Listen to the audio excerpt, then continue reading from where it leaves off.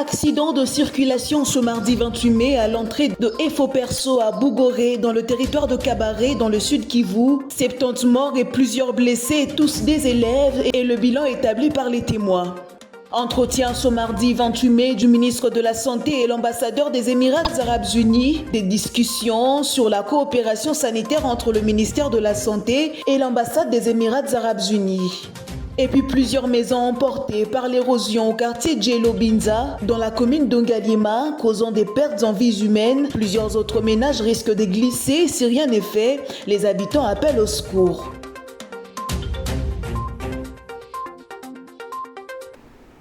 C'est l'heure de vous informer, madame, monsieur, bonsoir et bienvenue dans ce journal qui commence avec cette information en bref et en images. 70 morts et plusieurs blessés, tous élèves. Tel est le bilan établi par les témoins d'un accident de circulation produit ce mardi 28 mai à l'entrée de Efo Perso à Bougoré, dans les territoires de Kabaré, dans le sud Kivu. Un camion militaire s'est renversé sur un autre qui se dirigeait au cimetière pour l'enterrement d'une fille d'un militaire transportant ses camarades de classe du complexe scolaire dit 20 mètres de Kavumu. Et affrontement ce mardi 28 mai entre les FARDC et les rebelles du M23 sur l'axe Burundule-Miragi dans les territoires de Rutshuru. Nous sommes au Nord Kivu. Ces échanges, à en croire les sources, visent à empêcher depuis 3 jours maintenant l'avancée de rebelles du M23 vers Kanyabayonga. Suivez. C'est depuis 9h locales que les détonations d'armes lourdes et légères se sont faites entendre sur l'axe Burundule-Mirangi entre Kikuku et Kanyabayonga dans le territoire de Rutshuru. Les sources locales évoquent de bombardements des FARDC qui empêcheraient l'avancée des rebelles vers Kanyabayonga. L'on signale que ces affrontements se déroulent depuis 3 jours successifs dans cette zone actuellement vidée de ses habitants. De l'autre côté à Chacha, dans le sud de Massissi, la situation est relativement calme après de violents combats dans la matinée de lundi 27 mai dans cette zone dont la grande partie est sous contrôle le rebelle du M23. Signalons qu'à Beni, 4 civils ont été tués le lundi 27 mai dans une embuscade tendue par les ADF. Les périphéries de la rivière Chari en ville de Bunia sont vivables depuis un bon moment dans la province de l'Ituri. La population se rend dans les lieux de détente et festifs en toute tranquillité. Ce constat a été fait par le gouverneur de cette province. Suivez.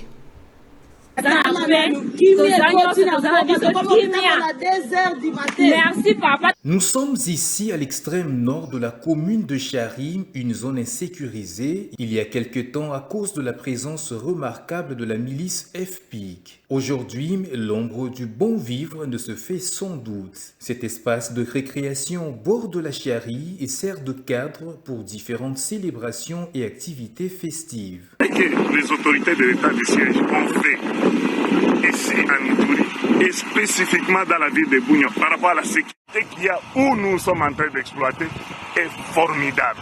Le mot manque pour déterminer à juste valeur ce que les autorités de l'État du siège ont fait. Regardez comment Bunia est en train de se transformer. La voirie impeccable. Pour arriver ici, à Chari, il y a peu de temps, ce n'était pas possible que nous puissions y arriver, non seulement pour la sécurité, mais aussi par rapport à l'infrastructure routière. Mais aujourd'hui, nous roulons sur des routes qui sont asphaltées, presque partout, même des bretelles d'avenir sont asphaltées. Coup de chapeau à l'état de siège. C'est les constats faits par le commandant des opérations et gouverneur de la province de l'Ituri, le lieutenant-général Johnny Luboyankashama, lors de sa marche d'endurance physique au fin fond des quartiers périphériques de Bunia. Rappelons que depuis l'installation de l'état de siège, le premier citoyen de la province de l'Ituri sillonne les rues et avenues du chef-lieu de la province de l'Ituri, métamorphosé du nord au sud, de l'est à l'ouest, question d'entrer en contact physique sans protocole avec ses administrés en vue de connaître parfaitement tous les coins de la ville de Bunia. Cet exercice physique hebdomadaire enchante plusieurs habitants qui admirent l'essence du patriotisme très élevé couplé au charisme du lieutenant-général Luboyankashama. Le souhait le plus ardent est que toute la partie est de la RDC retrouve totalement sa paix. Le VPM de la Défense a lancé le lundi 27 mai à Likassi les travaux de construction du complexe industriel de défense d'Afridex. La production des explosifs et autres engins militaires sera faite à partir du sol congolais. Suivez. C'est dans le cadre de la mise en œuvre des accords de partenariat stratégique conclus à Pékin entre le président de la RDC Félix-Antoine Tshisekedi et son homologue chinois Xi Jinping que les travaux de construction du complexe industriel de la défense d'Afridex s'exécutent. Cet accord vise le transfert des technologies et des compétences. Cette usine de production d'explosifs et autres engins militaires abritera les différentes unités de production, des équipements confondus et autres matériels militaires à partir du sol congolais. L'exécution des dits travaux est une collaboration des sociétés turques, MKE et chinoises ainsi que Norinco. L'on note lors de cette cérémonie la présence du gouverneur du Haut-Katanga, le chef d'état-major général des FARDC, le commandant de la 22e région militaire et du directeur général d'Afridex. Encore des réactions sur le retard accumulé dans la publication du gouvernement souminois pour le professeur Dadi Saleh, acteur politique et expert sur les questions sécuritaires et économiques. Cette situation entraîne des conséquences, notamment sur le plan organisationnel, avec la présence de 2 premiers ministres dans le pays, ne sachant qui dirige. Reportage de Nico Kassanda et Onésime Fouloassa. La publication tardive du prochain gouvernement entraîne des conséquences, notamment sur le plan organisationnel avec 2 premiers ministres, ne sachant qui dirige. Telle est la réaction du professeur Dadi Saleh, expert sur les questions sécuritaires et économiques. Donc on comprend effectivement que ça a des conséquences. Sur le plan organisationnel, c'est clair, noir sur blanc, on ne sait pas qui dirige exactement. L'exemple, c'est qu'on a 2 premiers ministres. Alors, c'est le ministre qui est sortant, qui doit prendre une décision, ou bien c'est le ministre qui doit entrer, mais qui est déjà premier ministre dans ce sens-là. Qu'en est-il des conséquences sur le plan économique? Le professeur Saleh répond. Mais sur le plan, je vous donne un exemple clair. Il y a un contrat qui vient d'être signé par 3 ministres et qu'effectivement, c'est un contrat pratiquement léonin où avec 11 000 $, on donne de monopoles à des entreprises étrangères. Ça va sur l'or et sur les coltans, etc., les 3T. Donc on comprend qu'il y a cette tendance-là, surtout avec un pays où la corruption gangrène presque toutes les institutions, qui est des abus, des gens qui font signer des matricules ou bien qui mettent leurs enfants à des postes, etc., juste rapidement pour essayer de se rattraper. Sur le plan économique, il y a vraiment des conséquences. Et l'aspect sécuritaire n'a pas été oublié. Alors plus ou moins 4 mois, 5 mois avec un gouvernement intérimaire, bien sûr qu'il y a des conséquences. Commençons par les conséquences sur le plan sécuritaire. C'est qu'on sait très bien que comme le président de la République l'a si bien dit, il a dit qu'effectivement, s'il pouvait être capable de réunir l'Assemblée nationale et le Sénat, ça va, et probablement avoir un bon gouvernement, il serait capable, par exemple, de déclarer la guerre. Et là, malheureusement, effectivement, il ne peut pas le faire dans ce sens-là.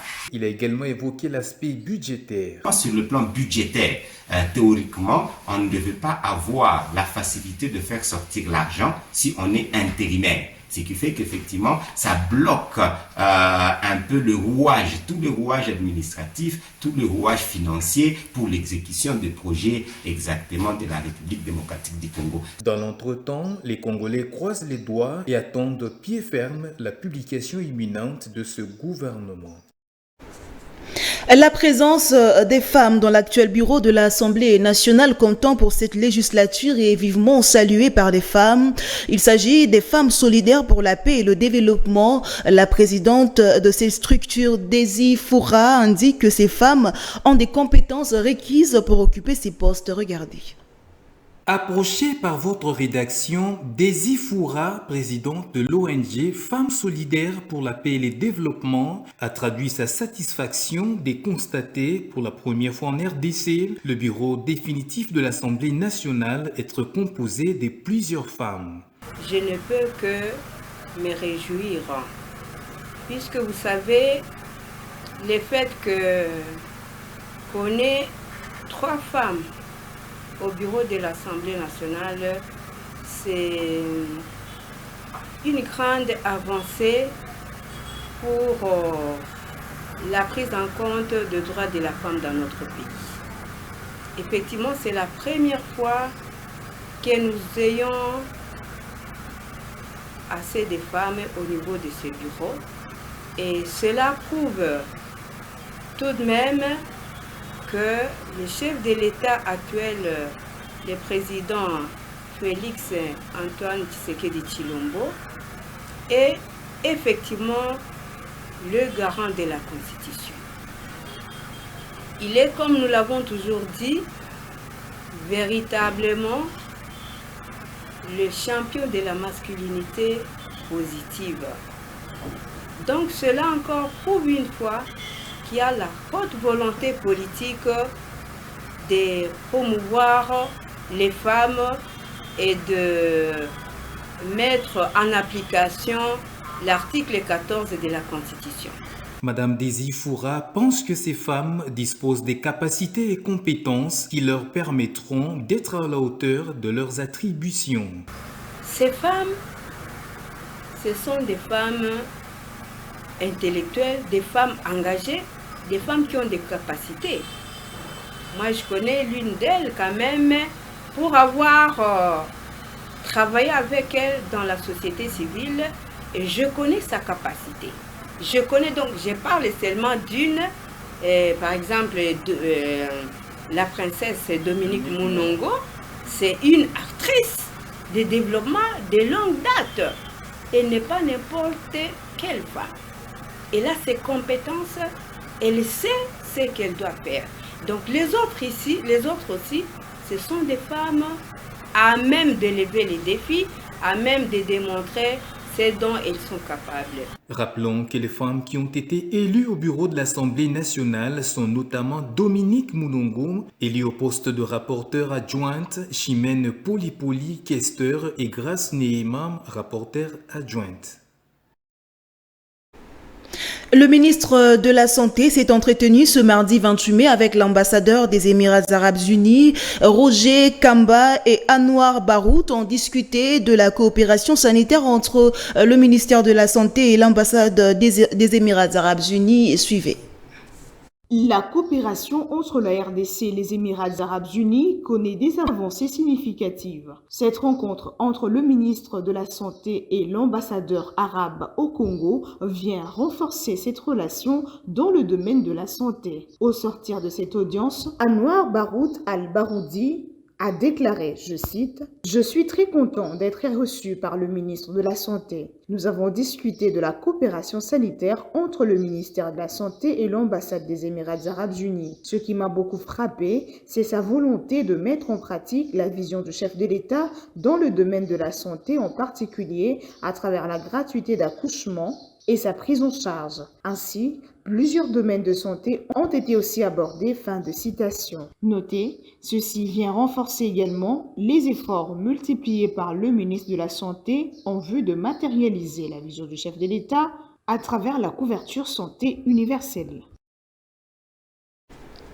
Et puis, célébration ce mardi 28 mai de la journée mondiale de l'hygiène menstruelle. Cette journée vise, entre autres, à vulgariser les infos en ce qui concerne l'hygiène menstruelle et permettre ainsi à la jeune fille de bien s'y prendre. Suivez ici plus de détails.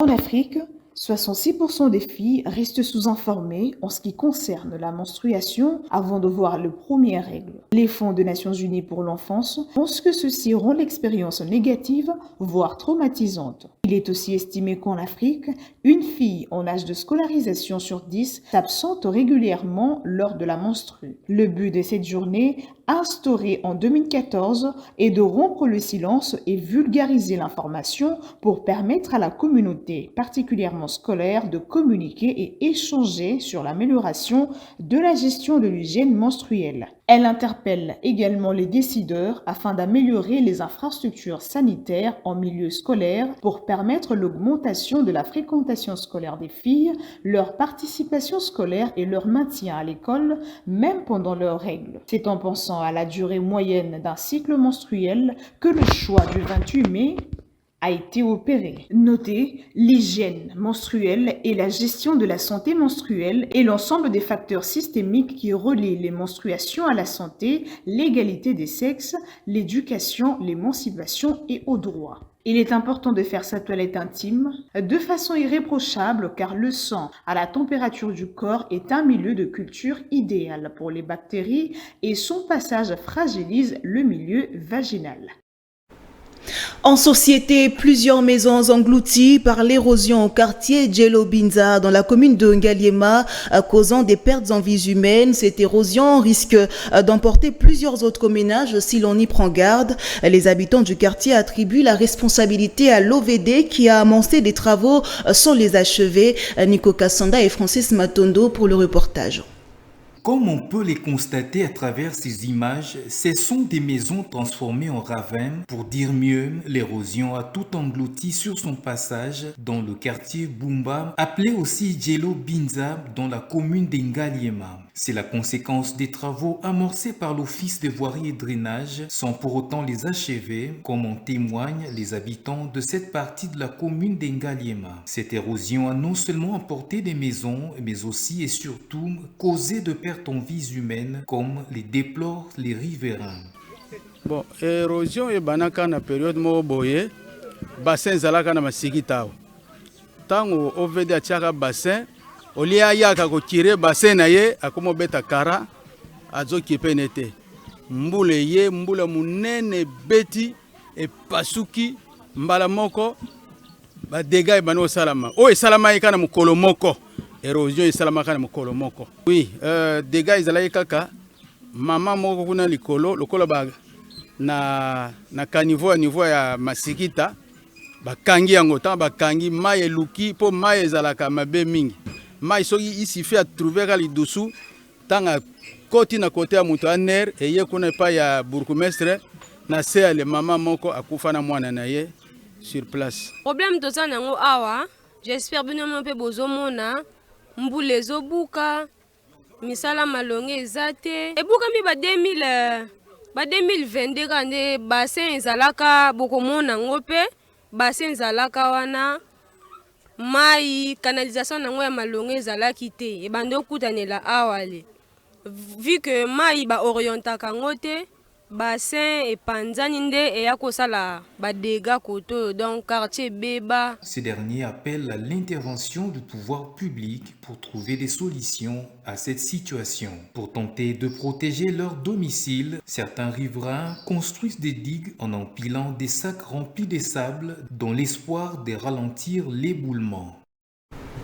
Et on va prendre cette information déterminée à diminuer l'insalubrité dans la ville de Kinshasa et la rendre propre. L'entreprise Kintoko s'est spécialisée dans le ramassage des bouteilles en plastique. Comment arrive-t-elle à s'y prendre et quelles sont ses motivations? Suivez. Nous sommes dans la commune des Bandalungwa, plus précisément au bureau des Kintoko, entreprise spécialisée dans le ramassage de bouteilles en plastique déjà usées à proximité de la maison communale. Pendant que le commun de mortels se donne le luxe de jeter ça et là leurs bouteilles déjà usées dans la voie publique, Kintoko va quant à lui à la recherche de ces bouteilles qui jonchent les rues et quartiers et même les rivières. Cela par le truchement des ramasseurs recrutés. Il y a Kala, il y a le gouvernement provincial, il y a la ville provinciale de Kinshasa. Natango ya président le Raïs Joseph Kabila na si gouvernement provincial natango ya gouverneur Kimbuta ezaki Kin Bopeto ne tango président Fachaye va continuer projet yango na cadre ya assainir ville province de Kinshasa. Voilà de la minute oyo ville province de Kinshasa nizo makamano maboko pour assainir ville. Mais il faut partenaire quand même pour faire quand même main forte. La volonté on a toujours à assainir ville province de Kinshasa. Aïe ko pesa ville province à Kinshasa main forte pour assainir. On a supervisé. On ça laisse la mandeni. Au moins ba ça qui va miner no était le mieux.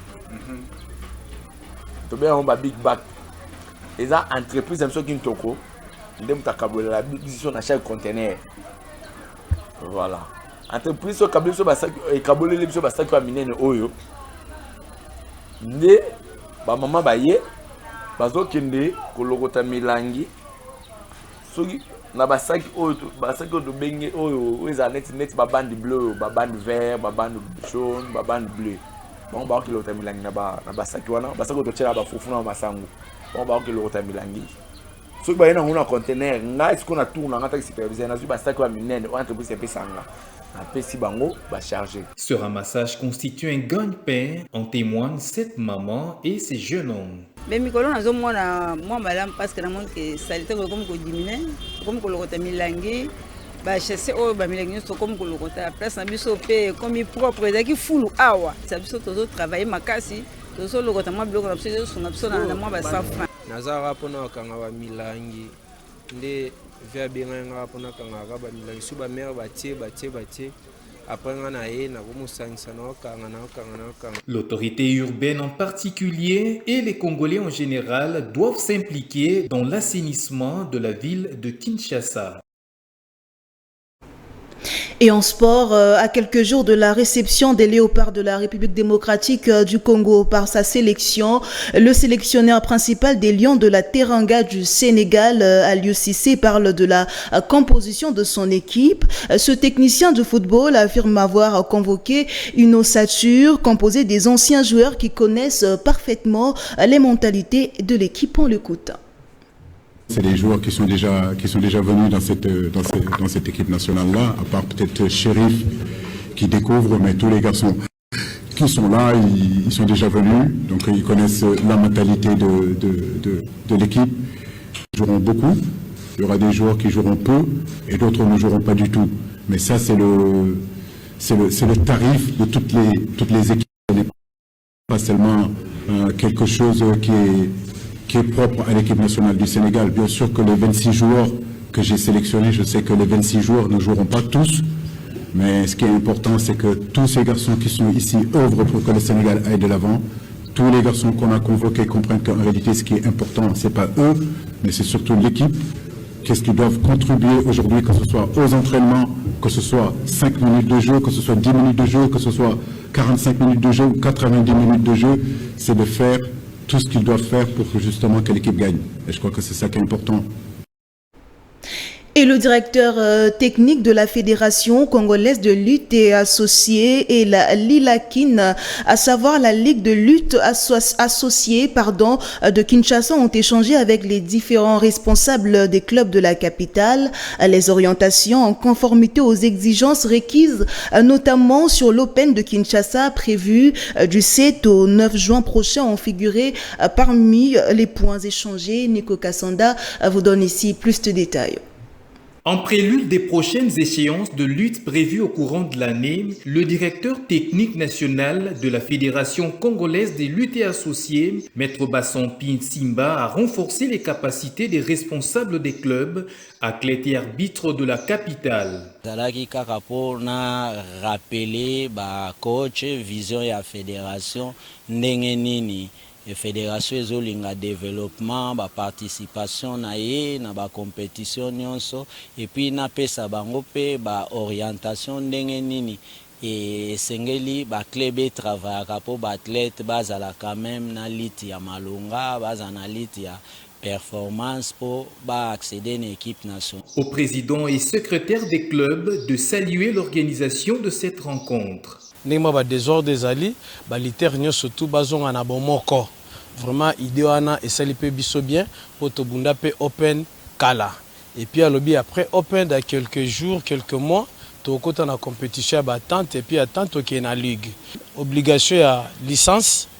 Entraîneur face à la licence naie, athlète à la licence naie, bah pesi biso sous grâce côté pesé et puis na côté contrôle médical. Vraiment te remercier. Bon lobby peut surprise les ébélés moi pe lobango pour le moment ils en a noté. Ils appellent par ailleurs à l'unité des tous. Qui sont en ordre, soit qui veulent être en ordre de pouvoir s'aligner aux règles qui sont établies. Bon, le club d'union, il faut s'enregistrer et se recenser. Ce qui est aux athées, on a commis au commis quartier, donc au commis illégal, donc aux arrêts comités. Et on a lancé la union se base conformée. Pour sa part, le président de la Lilakine, Maître Alnon Dile Kaukanga dit Baroubou, a invité les clubs à se conformer aux exigences de cette entité sportive. Le club d'Union Sofo va passer un recensement pour que Bisso Ligue soit quand même force à contrôler le club autour on a vu la Kinshasa parce que les gens ont vu rebelle peut-être au Salema na sima ya club na manka mususu Bisso Ligue to cause à la to éviter donc on a pour ça vraiment il y a qu'à identifier combien de clubs aux ligues toujours gérer. Et en dehors de nos frontières, pour chuter en Papouasie, Nouvelle-Guinée, les autorités craignent une épidémie suite au corps qui se décompose en dessous des décombres causés par le glissement de terre ayant causé plus de 2000 morts. Regardez. 5 corps ont été retirés de débris le lundi, causés par un important glissement de terrain ayant dévasté le village Yambali au centre de Papouasie-Nouvelle-Guinée. La situation reste critique. Les autorités sont en crainte d'une épidémie faute aux corps qui restent coincés sous les débris et le risque d'un second glissement est permanent. Les récentes pluies seraient la raison qui a rendu le terrain encore plus instable. Le bilan humain fait actuellement état de plus de 2000 personnes coincées sous les décombres et l'ONU déclare qu'il est peu probable d'y retrouver des survivants. En réponse à l'appel à l'aide lancé par la Papouasie, une équipe australienne de réponse aux catastrophes est attendue dans le prochain jour. Elle comprendra des spécialistes en évaluation de risques géologiques et des drones pour cartographier le site. Et on va prendre le rappel des titres de ce journal. Accident de circulation ce mardi 28 mai à l'entrée de Efo Perso à Bougoré dans le territoire de Kabaré dans le sud Kivu. 70 morts et plusieurs blessés, tous des élèves et le bilan établi par les témoins. Entretien ce mardi 28 mai du ministre de la Santé et l'ambassadeur des Émirats Arabes Unis. Des discussions sur la coopération sanitaire entre le ministère de la Santé et l'ambassade des Émirats Arabes Unis. Et puis plusieurs maisons emportées par l'érosion au quartier Djelo Binza, dans la commune d'Ongalima, causant des pertes en vies humaines. Plusieurs autres ménages risquent de glisser. Si rien n'est fait, les habitants appellent au secours.